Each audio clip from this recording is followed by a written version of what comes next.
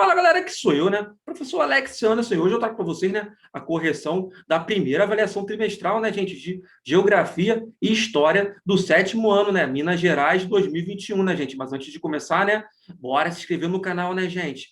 Bora se inscrever, que o professor aqui tá chegando a 200k, né? Juntos vamos chegar a 200 mil inscritos, né? Só com a ajuda do 7º ano, né? Então pode se inscrever sem medo que o botão não vai te morder, né? Deixa aquele super like aí no vídeo, compartilha o vídeo com todos os seus amigos do 7º ano, né? Grupo de WhatsApp da sua escola, porque juntos vamos chegar a 200k, né? E ative o sininho, que o professor aqui vai fazer correções de PET, avaliação trimestral, né?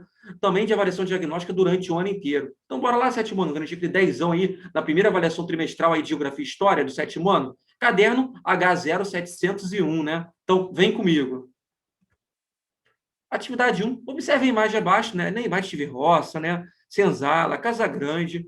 Essa imagem contribui para a análise do Brasil colônia a partir, gente, da organização espacial das fazendas, né? Na imagem a gente vê como as fazendas eram organizadas por áreas, né? Então a resposta vai ser da questão 1, alternativa B, Bzão aí de bola, né? Atividade 2, leia o texto abaixo, artista do Renascimento, né? O renascimento cultural e artístico, ocorrido no século XVI, aconteceu primeiramente nas cidades italianas. Posteriormente, o movimento alcançou várias partes do continente europeu. O Renascimento modificou as formas de produção das artes. Na Idade Média, valorizavam-se as obras religiosas, geralmente abordadas em um plano reto. Os artistas do Renascimento basearam-se na observação do mundo e nos princípios matemáticos e racionais, como harmonia, equilíbrio, né, perspectiva.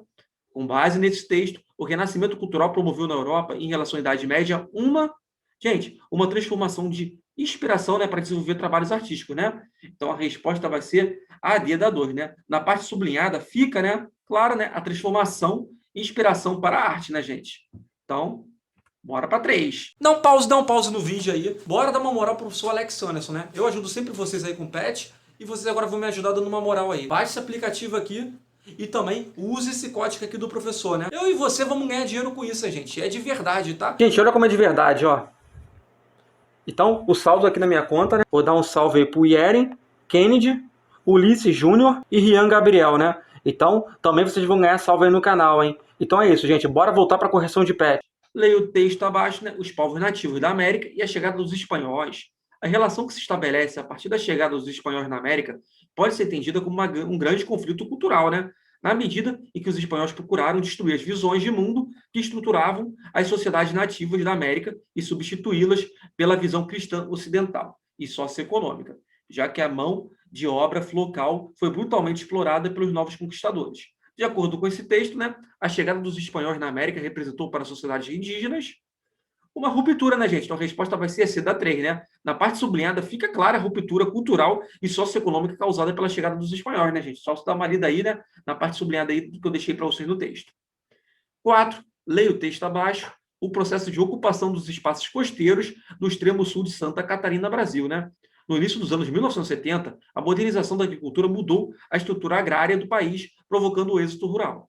No litoral sul catarinense, a maior parte da população das pequenas propriedades rurais migrou para as cidades. Além disso, o processo de ocupação territorial do extremo sul, nas últimas décadas, foi facilitado pela construção da rodovia BR-101, né, na década de 1970, ligando o Brasil de norte a sul. Houve a transformação dos pequenos empreendimentos em indústrias de farinha e de mandioca, cerâmica, fumo, arroz, calçados e confecções. De acordo com esse texto, o processo de desenvolvimento do território de Santa Catarina foi possibilitado pela criação da infraestrutura de transporte, né, gente? Como deixou ali claro onde está sublinhado, né? Ali, a construção da rodovia BR-101, né? Então, a resposta da 4 vai ser a alternativa Czão aí, né? 5. Observe o mapa abaixo. Esse mapa retrata os limites territoriais entre os países, né, gente? Olha ali, Brasil, né? Bolívia, Paraguai, tá bem claro aí, né? E ali o título ainda fala América do Sul. 6. Leia o texto abaixo. A imigração dos japoneses para o Brasil começou em 1908, com a chegada do navio Kazato Maru, no Porto de Santos. O início da caracterização da Liberdade como bairro típico do país oriental se deu no ano de 1912, quando os primeiros visitantes começaram a se fixar na rua Conde de Sarzedas. Antes disso, aqueles que decidiam trocar a Ásia pelo Brasil se direcionavam principalmente para o interior do estado de São Paulo. Com o passar do tempo, esses desbravadores foram habituando, né, ao local e às atividades comerciais, a moda japonesa passaram a surgir ali, né? O resultado da década dessa influência é o que pode ser observado hoje. A Liberdade é um pedaço do Japão na maior metrópole da América do Sul. Calcula-se que cerca de 400 mil japoneses e descendentes morem hoje na capital. Entre as atrações do local estão restaurantes de docerias típicos, né? Além de lojas e livrarias com artigos daquele país. Outras particularidades que atraem os visitantes são a arquitetura peculiar do bairro. As tradicionais lanternas japonesas que enfeitam a maior parte das ruas da região e o grande pórtico, né, situados na rua Galvão Bueno. Com base nesse texto, conclui-se que a migração japonesa para São Paulo promoveu nessa cidade aumento da diversidade cultural, né, gente? Com certeza, né? Então a resposta vai ser a C da 6. 7. Observe a imagem e leia o texto abaixo, né? Então, pedra solar asteca, né? Esses calendários de pedra mostram a história do mundo, né, gente? De acordo com essa imagem, esse texto, o calendário asteca foi utilizado para, gente, moleza, né? Organizar o tempo, né? O calendário tinha os dias dos meses, né? Este calendário, né? Então, a resposta vai ser a B da 7. 8. Leia o texto abaixo, a sociedade mineradora, né? De acordo com esse texto, a sociedade mineradora era organizada de maneira a utilizar a mão de obra disponível em benefício do governo da metrópole, né? Então, a resposta da 8 é a A. 9, leia o texto abaixo. Numa monarquia absolutista, o rei tinha com seus súditos uma relação marcada pelos princípios de fidelidade. Todos, sem exceção, deviam obediência e respeito ao monarca e seus representantes. Estes possuíam a prerrogativa de julgar e legislar ao invocar a mera vontade do soberano. Esse texto mostra que o governo absolutista na Europa da Idade Moderna era baseado na concentração de poderes políticos pela realeza, né? Essa concentração fica clara na parte sublinhada do texto. Eu deixo sempre aí sublinhado para vocês, onde está claro aí, né? Olha, o respeito ao monarca e seus representantes, né? Então, a resposta vai ser a Bzão da 9, né? Molezinha, né, gente? 10, leia o texto abaixo, limites naturais. Como o próprio nome indica, são aqueles que não foram estabelecidos pelo ser humano, como rios, córregos, mares e montanhas. Esses elementos naturais são aproveitados para delimitar o fim de um território e o começo do outro. De acordo com esse texto, qual o mapa representa limites naturais do Brasil? Então, eu fui de Cezão, né, gente? O único mapa que mostra os limites naturais de cada bioma, né? Ali mostra, né, cada bioma para você ver, né? É da letra C, sendo os outros divididos em macro-regiões e limites políticos. 11. Observe a imagem abaixo. Essa imagem retrata a demarcação de um território brasileiro que representa a territorialidade exercida pelos descendentes de negros escravizados, né, gente? Quilombo era onde os escravos fudidos se abrigavam, né? E olha aqui, ó, quilombo, ó, bem aqui na plaquinhazinha aqui, né? Então a resposta vai ser a A da 11. 12, leia o texto abaixo, né? Imigração venezuelana para o Brasil, né? Então, a Venezuela vive tempos difíceis no ano de 2013, quando Maduro tomou posse como presidente, com uma inflação que ultrapassava 800% ao ano e barris de petróleo apresentando altas no seu preço, né, gente? O país viu-se imerso em um colapso econômico, que resultou em uma dramática crise humanitária. Com base nesse texto, a concentração de imigrantes venezuelanos em Roraima tem como consequência a sobrecarga dos serviços públicos, né, gente? 13, leia o texto abaixo. Conquista da América Espanhola. Em várias partes da América, houve resistências dos nativos, que lutaram para sobreviver. Outros, em contrapartida, optaram por fugir. Além disso, muitos espanhóis tentaram defender os nativos, denunciando as violências cometidas. O bispo, né, Frei Bartolomé de Las Casas foi o maior nome na defesa dos índios contra a violência espanhola. Mesmo assim, a mortalidade foi gigantesca. Estima-se que cerca de 80% da população nativa original tenha morrido durante o século da conquista. Com base nesse texto, constata-se que a mortalidade dos indígenas no início da ocupação espanhola teve como uma motivação a sofisticação tecnológica das armas europeias em relação aos indígenas, né, gente? Então a resposta vai ser a D. 14, leia o texto abaixo. Os grupos tupis se espalhavam por praticamente todas as costas brasileiras e eram conhecidos, né, como tupinambás, tupinagés, tupinambaras, tupiniquins, dentre outras derivações, né?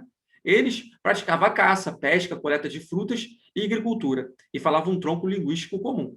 Os guaranis viviam na bacia do Paraná-Paraguai e, mesmo com a distância geográfica, mantinham muitas semelhanças com os grupos tupis. Por isso, a origem da expressão tupi-guarani. De acordo com esse texto, em relação ao Brasil durante o período colonial, os indígenas contribuíram por uma diversidade cultural, né, gente? A resposta vai ser a C, né, da 14. 15, só observar a imagem, né? Encontro entre missionários católicos e os índios no Brasil. Essa imagem retrata um trabalho missionário da Igreja Católica que pretendia, né, catequizar os povos indígenas regionais, né? Absurdo, né, gente? Queriam forçar eles a ter a religião deles, né? Então, a resposta da 15 é A. 16, leia o texto abaixo. Os primeiros imigrantes estrangeiros que chegaram a Santa Catarina em 1828 formavam um grupo de 600 pessoas de nacionalidade alemã. né? Lá tem muita colonização, né? Teve muita colonização alemã e até hoje, né? Você vai na cidade lá, você vai ver que tem muito, né? Muita marca alemã lá, né? Em 1875 iniciou-se no Brasil uma intensa colonização por parte dos imigrantes italianos que começaram em Santa Catarina, a difundir novas culturas agrícolas com a produção de uva, arroz, milho e fumo. A produção de vinho também tomou grande impulso nesse período. Com base nesse texto, verifica-se que a imigração europeia para Santa Catarina teve como objetivo a ocupação do território catarinense, né, gente? Então a resposta vai ser a C. 17, só observar a imagem, né?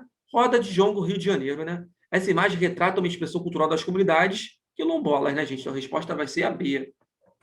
18, leia o texto abaixo, né? Transamazônica, né? A Transamazônica, ou rodovia Transamazônica BR-230, foi construída no decorrer do governo de Emílio, né? Entre os anos de 1969 e 74. Uma obra de grande proporção que ficou conhecida como uma obra faraônica, né? Caramba, para ver a proporção, né? A execução do projeto aconteceu em um período de regime militar no Brasil. A rodovia tomou-se a terceira maior do país, com 4.000 quilômetros, percorrendo os estados da Paraíba, Piauí, Maranhão, Pará e Amazonas. A Transamazônica corta o Brasil do sentido leste-oeste. Por isso é considerada uma rodovia transversal. No entanto, em grande parte, não é pavimentada. Os extremos da rodovia são, respectivamente, em Cabedelo, Paraíba e Lábrea, Amazonas. Com base nesse texto, conclui-se que a construção da Transamazônica se constituiu como uma ação do poder público voltado para a ocupação, né, e a interligação da região norte, né, com o restante do país, né, gente? Então a resposta vai ser a C. 19, leia o texto abaixo, conceito de cidadania, né? A cidadania formal é, conforme o direito internacional, indicativo de nacionalidade, de pertencimento ao Estado-nação. Por exemplo, uma pessoa portadora da cidadania brasileira. Em segundo lugar, na ciência política e sociologia, o termo adquire sentidos mais amplos. A cidadania substantiva é definida como a posse de direitos civis, políticos e sociais. Com base nesse texto, o conceito de cidadania atualmente está relacionado também. Quando o enunciado diz também, né, ele está perguntando o conceito da cidadania atualmente, além do sentido óbvio que seria a letra D, né, como também está escrito no início do texto. A pergunta é sobre o sentido atual, que foi explicado na segunda parte do texto. A cidadania substantiva é definida como a posse de direitos civis, políticos e sociais. E quem garante esses direitos são as políticas internacionais, onde a pessoa possui cidadania em qualquer lugar que esteja, mesmo fora do seu território nacional. Quem garante isso são os direitos humanos, por exemplo, né? A ONU é uma instituição política internacional. Os membros da ONU tomam as decisões políticas, principalmente quando o assunto é sobre guerra e ameaça aos direitos humanos. A interpretação do seu professor pode fazer com que a D seja correta, né? Mas, na minha opinião, né, eu, com certeza, né, marcaria a letra B. Com base nesse texto, o conceito da cidadania atualmente é relacionado, então eu vou de B, as políticas internacionais. 20. Observe a imagem e leia o texto abaixo. Bandeira adotada no Brasil colonial a partir de 1640, né? Com base nessa imagem, nesse texto, a colonização do Brasil foi construída por meio da força da monarquia absolutista, né? Então a resposta da 20 é a A. 21, leia o texto abaixo. O historiador usa como fonte de pesquisa uma série de materiais, jornais, mapas, recursos audiovisuais e livros. Enfim, o trabalho do historiador e da própria história é o diálogo constante entre o passado e o presente. Esse texto destaca elementos do trabalho do historiador que remetem à interpretação de documentos para estudo, né, gente? Então a resposta vai ser a B. 22, leia o texto abaixo. Colonização do Brasil. Os termos civilizar, explorar, exterminar, conquistar e dominar estão diretamente ligados às relações de poder de uma determinada civilização sobre outra, ou seja, os portugueses submetendo ao domínio e conquista os indígenas. Já os termos explorar, povoar, remetem à exploração e povoamento do novo território América. De acordo com esse texto, a estratégia utilizada na colonização do Brasil pelos portugueses foi a violência no processo de ocupação, né, gente? Que violência, né? Então a resposta é D.